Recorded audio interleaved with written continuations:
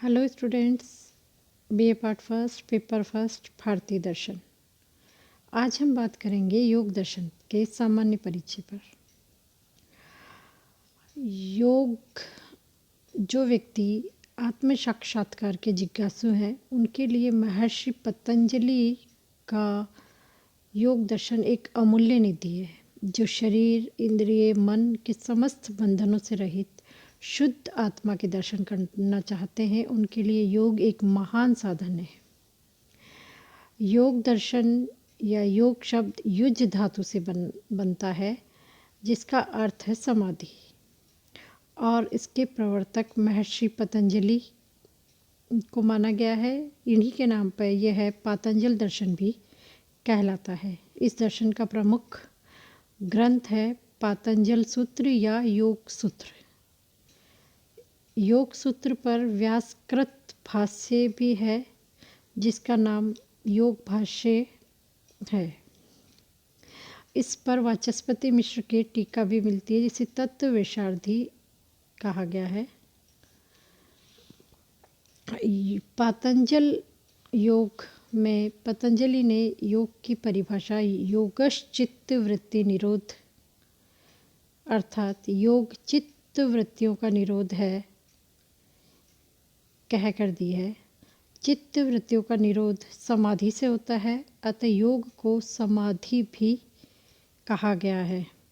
योग का जो प्रमुख ग्रंथ है पातंजल सूत्र या योग सूत्र, वह 4 पादों में विभक्त है। प्रथम पाद समाधि पाद कहलाता है, जिसमें योग के स्वरूप, उद्देश्य और लक्षण, चित्त वृत्तियों के निरोध के उपाय तथा भिन्न भिन्न प्रकार के योगों का वर्णन किया गया है।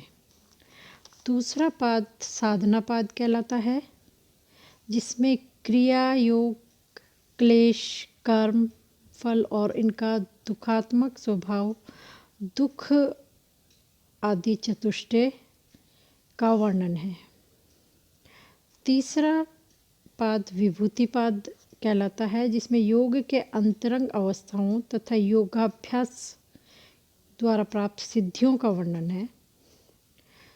चौथा पाद केवल्य पाद है, जिसमें केवल्य या मुक्ति के स्वरूप का वर्णन किया गया है।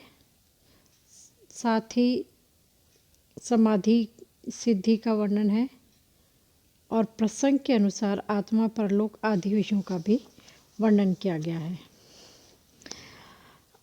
सांख्य और योग दोनों दर्शनों में घनिष्ठ संबंध है। सांख्य के सिद्धांत का व्यवहारिक जीवन में प्रयोग ही योग है।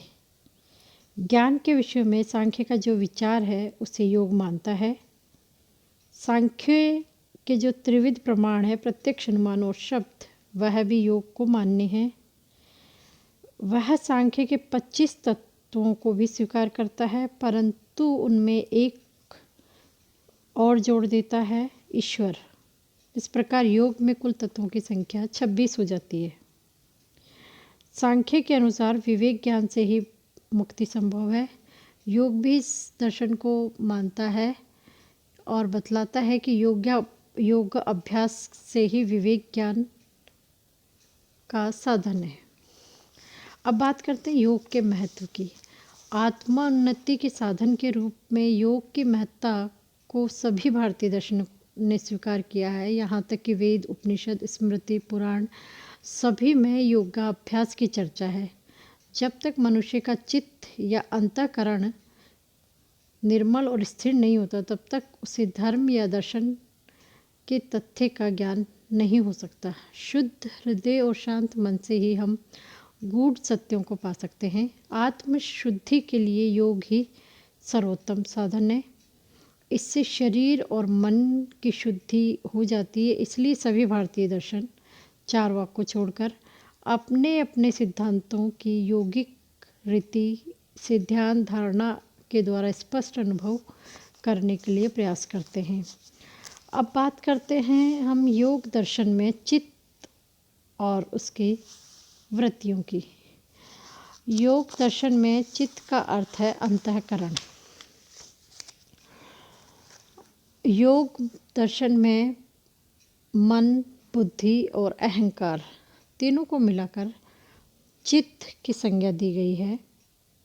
वृत्ति: जब चित्त इंद्रियों द्वारा बाह्य विषयों के संपर्क में आता है अथवा स्वयं ही मानस विषयों के संपर्क में आता है, तब वह उस विषय का आकार ग्रहण कर लेता है। इस आकार को वृत्ति कहते हैं। योग दर्शन में चित्त वृत्तियाँ 5 प्रकार की मानी गई है। पहली है प्रमाण। प्रमाण का अर्थ है ज्ञान प्राप्त करने के साधन। जैसा कि मैंने पूर्व में आपको बताया, सांख्य दर्शन के समान योग भी 3 प्रकार के प्रमाण स्वीकार करता है: प्रत्यक्ष, अनुमान और शब्द। दूसरी वृत्ति है विपर्य। मिथ्या ज्ञान है, जैसे रज्जु सर्प का ज्ञान। संशय भी इसी के अंतर्गत मान लिया जाता है। विपर्य मिथ्या ज्ञान यानी भ्रम ज्ञान जो होता है, जब हम अंधेरे में रस्सी को सांप समझ लेते हैं, तो इस तरह का जो ज्ञान होता है वह विपर्य के अंतर्गत आता है। तीसरी वृत्ति है विकल्प, जिसका अर्थ है शब्द ज्ञान से उत्पन्न होने वाला सत्य वस्तु शून्य ज्ञान। यह कल्पना मात्र है, जैसे आकाश कुसुम, यानी सिर्फ शब्द होता है, इस तरह की कोई वस्तु या उसका अस्तित्व नहीं होता। आकाश कुसुम यानी आकाश में पुष्प या फूल नहीं हो सकते। इस तरह का जो होती है वृत्ति, वह विकल्प कहलाती है। चौथी वृत्ति है निंद्रा। निंद्रा यानी ज्ञान का अभाव मानी जाती है, किंतु इसके वृत्तित्व में संदेह नहीं किया जा सकता, क्योंकि व्यक्ति को यह भान होता है कि उससे खूब गहरी नींद आई या वह ढंग से नींद नहीं आई, इसलिए निंद्रा को वृत्ति के रूप में स्वीकार किया गया है। 5वीं वृत्ति है स्मृति। स्मृति यह संस्कारजन्य ज्ञान है। अब बात करते हैं क्लेश की। पुरुष जब बुद्धि में प्रकाशित अपने प्रतिबिंब से तादात्म्य स्थापित कर लेता है, तो वह अपने आप को बद्ध जीव के रूप में मानने लगता है, जो जन्म मरण के चक्र में संसरण करता है और नाना प्रकार के क्लेश भोगता है। कर्मों से क्लेश और क्लेशों से कर्म उत्पन्न होते रहते हैं। क्लेश भी 5 प्रकार के माने गए हैं। पहला है अविद्या। अनित्य, असुचि, दुख तथा अनात्म में नित्य, सुचि, सुख और आत्मबुद्धि रखना अविद्या यानी अज्ञान है। दूसरा क्लेश है अस्मिता। पुरुष और चित्त दोनों एक दूसरे से भिन्न है, दोनों को एक मान लेना अस्मिता है। तीसरा क्लेश है राग। विशेष सुखों की तृष्णा या आसक्ति राग कहलाती है। चौथा क्लेश है द्वेष। सुख के अवरोधक और दुख के उत्पादक के प्रति क्रोध और हिंसा का जो भाव है वह द्वेष कहलाता है। 5वां क्लेश है अभिनिवेश, जिसका अर्थ है प्राणियों में जीवन के प्रति आसक्ति और मृत्यु का भय अभिनिवेश कहलाता है। अविद्या निवृत्ति तथा चित्त वृत्ति निरोध के द्वारा ही इन क्लेशों और कर्मों से मुक्ति मिल सकती है। योग इसी चित्त वृत्ति निरोध का पर्याय है। क्लेश के बाद हम बात करते हैं चित्त भूमियों की। चित्त भूमियाँ, चित्त की 5 भूमियाँ या अवस्थाएं होती हैं: क्षिप्त, मूढ़, विक्षिप्त, एकाग्र और निरुद्ध। क्षिप्त। क्षिप्त चित्त में रज गुण की अधिकता होती है, जिससे वह अस्थिर, चंचल और विषयों की ओर उन्मुख बनकर सुख दुख भोगता है तथा तूफान से घिरी नाव के समान दोलायमान रहता है। मूढ़। मूढ़ चित्त में तमोगुण की अधिकता होती है, जिससे वह विवेक शून्य, कर्तव्य अकर्तव्य बोध रहित बनकर प्रमाद, आलस्य, निंद्रा में पड़ा रहता है या विवेकहीन कार्यों में प्रवृत्त होता है। विक्षिप्त। विक्षिप्त चित्त में सत्वगुण की अधिकता रहती है, किंतु कभी कभी रजगुण भी जोर मारता है।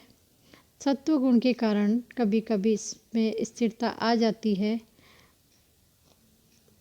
चौथा है एकाग्र। यहाँ सत्व गुण का अत्यंत उत्कर्ष रहता है तथा रजगुण और तम गुण दबे हुए रहते हैं। इस समय चित्त बाह्य वृत्तियों से रहित होकर ध्येय वृत्ति पर एकाग्र रहता है। निरुद्ध। यहाँ वृत्तियों का कुछ काल तक निरोध हो जाता है, किंतु उनके संस्कार बने रहते हैं। जब सारी वृत्तियों और सारे संस्कारों का सर्वथा निरोध हो जाता है, अविद्या निवृत्ति हो जाती है, तो चित्त निरुद्ध होकर अविद्या में विलीन हो जाता है। यह मोक्ष या कैवल्य की अवस्था होती है। इन 5 चित्त भूमियों में प्रथम 3 यानी क्षिप्त, मूढ़ और विक्षिप्त योग के लिए अनुपयुक्त है। केवल अंतिम 2 यानी एकाग्र और निरुद्ध भूमियाँ ही समाधि के लिए उपयोगी मानी गई है। धन्यवाद।